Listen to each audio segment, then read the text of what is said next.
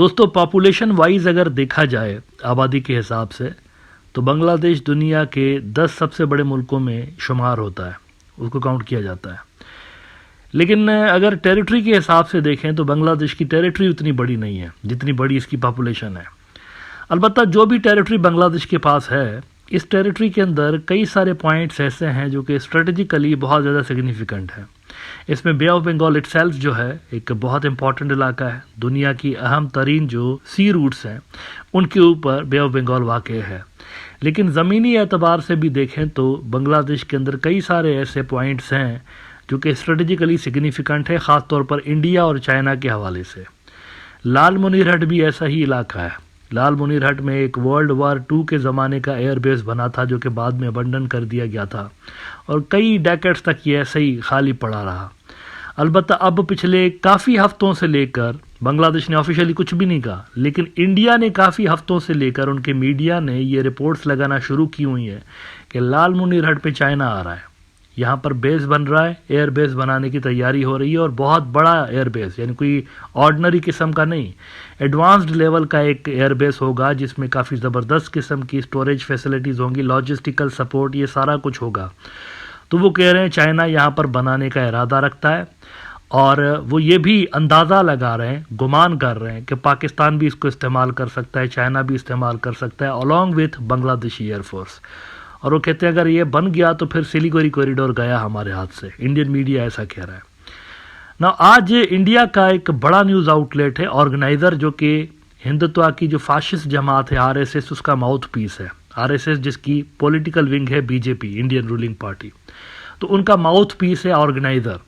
इसके अंदर लाल मुनीरहट के हवाले से कुछ चीज़ें उन्होंने कही हैं, लेकिन इसके साथ साथ उन्होंने एक इंटरेस्टिंग यहाँ पर हिंट दी है, एक इशारा दिया है कि कुछ नया वो गेम में ऐड कर सकते हैं, मिर्च मसाला डाल सकते हैं। लाल मुनीरहट वाला ये जो एयरबेस है, इसको न्यूट्रलाइज करने के लिए या सिलीगुड़ी कॉरिडोर को बचाने के लिए इंडिया कुछ नया कर सकता है। अब वो क्या डिज़ाइन है इनकी, इसके लिए आइए ज़रा इनका ये आर्टिकल देखते हैं, जिसके अंदर वो कहते हैं कि why is China trying to revive a dormant Lal Munirhat airbase just 12 kilometre from India's border.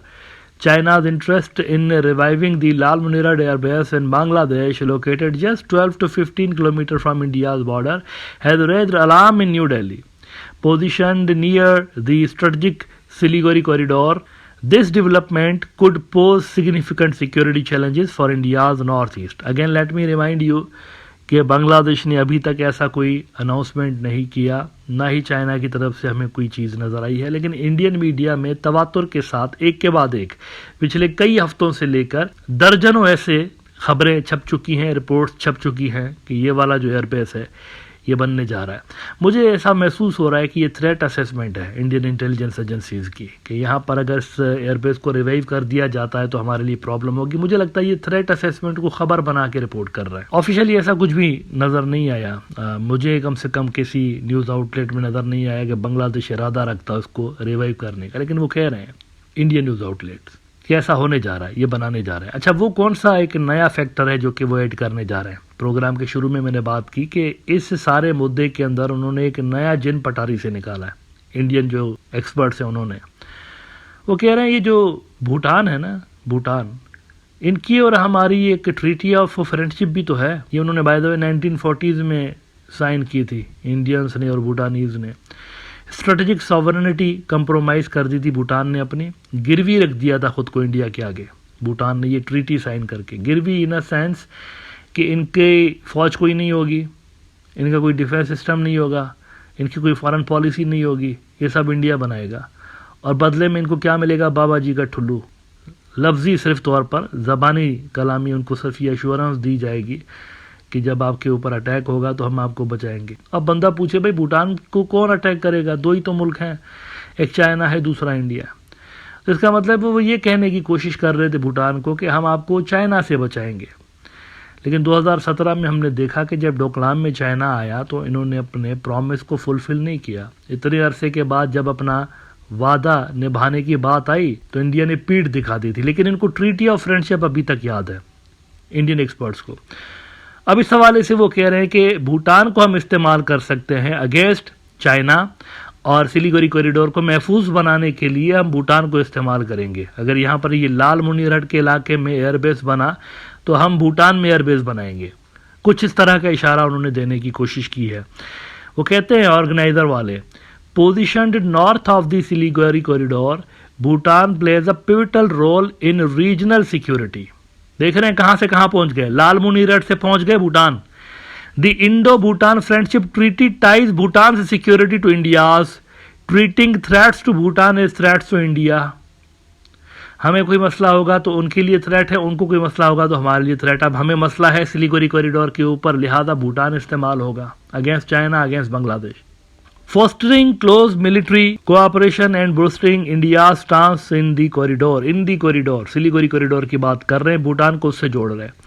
China's recent establishment of military bases in 4 disputed Bhutanese territories, seen as illegal encroachments, escalates tensions and challenges Bhutan's sovereignty. With direct implications for India, China's tactics, including promoting migrations to contested areas and offering economic incentives via the Belt and Roads Initiative, raise concerns about debt trap diplomacy. Bhutan navigates a delicate balance between China and India, but its security remains heavily reliant on Indian support. वो कह रहे हैं भूटान की जो security है हमारे ऊपर dependent है। अब देखें ये सूरत हाल है, बेसिकली मसला इनका अपना है, भूटान का मसला नहीं है। भूटान की तो टॉक्स चल रही है चाइना के साथ, जो भी इनके दरमियान बॉर्डर इश्यूज़ हैं जो कि इंडिया की वजह से रिजॉल्व नहीं हो रहे थे। इंडिया भूटान को शुरू से लेकर मना करता रहा, राइट फ्रॉम 1940s, कि कोई ज़रूरत नहीं है ये बॉर्डर डिस्प्यूट हल करने की इनके साथ, चाइनीज़ के साथ। और ये चूँकि टोटली इंडिया के जोन ऑफ इन्फ्लुएंस में थे तो उन्होंने कभी सीरियसली नहीं लिया भूटान वालों ने खुद भी इन बॉर्डर इश्यूज़ को रिजॉल्व करने के लिए। लेकिन अब डोकलाम के बाद उन्होंने देख लिया है कि इंडिया उनको सिक्योरिटी प्रोवाइड नहीं कर सकता। उनके हाथ से डोकलाम निकल गया भूटानीज़ के हाथ से, लेकिन क्या किया इंडिया ने? कुछ भी नहीं किया। एज अ रिजल्ट उन्होंने पॉलिसी तब्दील की है। अब वो इंडिया के बिना ही वहाँ पर बॉर्डर टॉक्स कर रहे हैं चाइनीज़ के साथ। और किसी भी वक्त में, ये यहाँ पर काफ़ी महीनों से कह रहा हूँ, किसी भी वक्त आप ये खबर सुनेंगे अचानक से कि भूटान और चाइना के दरमियान जो बॉर्डर इश्यूज़ हैं रिजॉल्व हो चुके हैं और ताल्लुकात उन्होंने नॉर्मलाइज कर दिए हैं। भूटान की एम्बेसी खुलेगी बीजिंग के अंदर। ये आप किसी भी वक्त सुन सकते हैं। मामलात कहीं आगे चले गए हैं, काफ़ी मुद्दों पर दोनों के दरमियान एग्रीमेंट्स हो चुके हैं, गिव एंड टेक हो गई है कई मुद्दों पे। यानी चाइना भी इनको कुछ टेरिटरी देगा और कुछ टेरिटरी इनसे लेगा। ये मामलात सेटलमेंट की तरफ जा रहे हैं। लेकिन ऐसे में इनको याद आ गया है भूटान और ट्रीटी ऑफ फ्रेंडशिप, जो कब का धपड़दूस हो गई है, 2017 में धपड़दूस हो गई थी। आप अपनी कमिटमेंट फुलफिल करने में नाकाम रहे इंडियंस, आप नहीं बचा पाए इनकी टेरिटरी को, लिहाजा अब ये बाउंड नहीं है उस ट्रीटी के हिसाब से।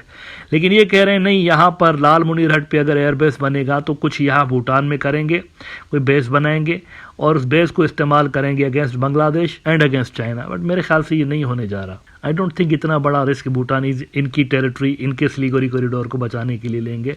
मेरे ख्याल से ये अगेन मिसकैलकुलेट कर रहे हैं। भूटानीज के पास इतनी कैपेसिटी नहीं है कि वो एक ही वक्त में चाइनीज़ और बांग्लादेशियों दोनों के अगेंस्ट अपनी टेरिटरी को इस्तेमाल होने दें।